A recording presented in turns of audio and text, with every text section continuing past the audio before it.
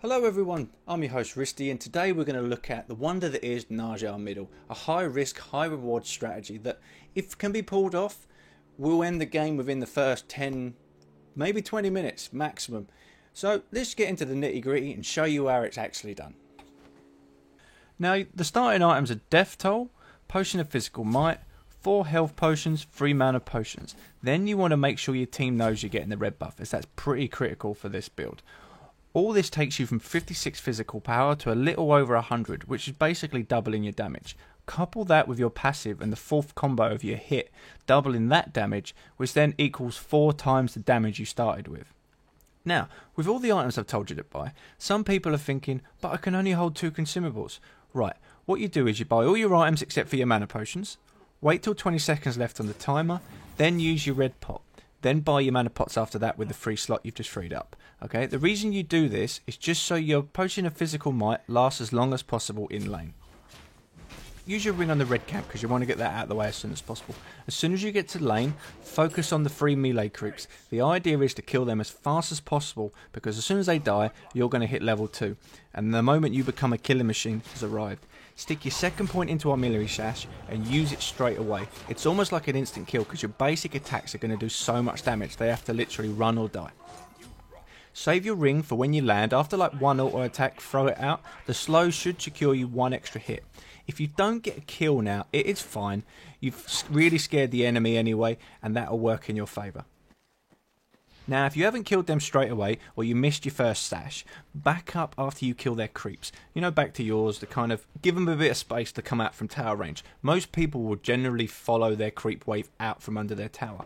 Now, completely ignore their wave, use your sash, and go straight for them. The reason is because you'll do more damage to them in your few auto attacks after you land than their creep wave will do to you. Basically, your success mid counts on you being able to land your sash. Now, there are a few abilities that counter Najjar, well, at least make it annoying anyway.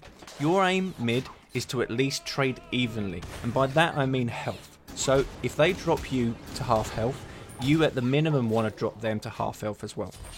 And the first one to back loses the lane. Another way to bait out a kill is about 20 seconds before the red buff runs out, go to their red buff and hide behind the brickwork. Now, if you see them following you, use your sash and try and get a kill. If not, go and take the buff. But always be pointing at the entrance and be ready to sash. The idea is to get them to follow you, and if they do, 90% of the time you'll get a kill. Now, the first time you want to back is at 4 minutes because the red buff respawns at 4 minutes 30 seconds. So, go back, buy your stuff, and then go for the red buff again. Your job from here on out is to push the lane, grab a buff. So, after you grab the red buff, push the lane a wave or 2, then go and grab your movement buff if your team hasn't taken it already. You can go and grab their movement buff if you feel strong enough. If they try anything, you can handle it. The only times you want to leave your lane for a gank is if your team's pushed up under the tower, as it's just wasted farm that you could be having and denying the other team's mid. The difference between a good Najjar and the ultimate killing machine is the use of your ring. Take this for example, if the enemy is really low but under the tower, never go into tower range for a tower dive, unless it's for 1 hit and you're guaranteed to get a kill. You're so squishy at low levels that 2 hits from the tower is pretty much going to finish you off. Watch the enemy's creep wave, wait till there's 1 last full health creep left and use that to bounce your ring on. You'll get 2 hits on the enemy god this way. You always need to be on the lookout on how your ring's going to move, bounce around and hit your target. If you've done everything correctly and are getting kills, expect to be ganked. Now with Najjar, it's easier to kill 2 people than it is to kill 1, purely because of your ring. As I said, be aware of how your ring is going to move before you use it. Always save it for in case someone else joins the fight. Now if 2 people come at you and there are only a couple of creeps left, I will sometimes focus the creeps to reduce the bounce targets so it's just the gods left. You're almost there for a few things. To last hit to secure a kill, to escape, to pull someone else out of a fight, and what a lot of people don't consider, to pull yourself out of a fight to let your cooldowns run their course. So when you land, you've got your ring and your sash up again. That can turn the tide of a battle in your favour. For the item builds, now I use a Death Toll, Warrior Tabby boots, Devourer's gloves, Fatalis, Executioner then Deathbringer. And after this, I hardly get this far, but I've used Balrog of Hope because of a lot of magic damage that was going out on the enemy team. Basically, the last two items are situational. A lot of people will say Fatalis Soul Eater is the way to go to get your attack speed up and to really put your passive to the use. But the way I see it, you're most likely ahead, so damage isn't much of a worry. But you're buying two items that don't have any physical power, which means the longer the game goes on, the worse they'll get. Now, when you take into consideration you only need 2 attack speed items to hit the speed cap with your steroid buff, I would rather have an Executioner there for the armor shredding, be that on a player or the fire giant, towers, you name it. Basically, I feel it scales better the longer the game goes on and the levels even out. And last but not least, gods to be aware of. Anyone with a stun, Hebo, Isis.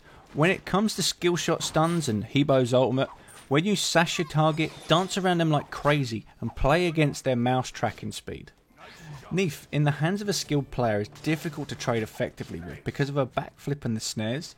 Apollo has his mesmerise, so as soon as you sash towards him, he just stops you straight away.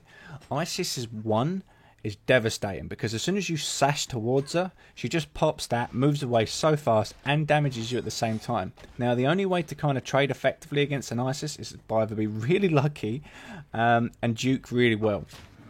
And don't forget Vulcan. Now Vulcan is easy to kill early, but keep him under the tower.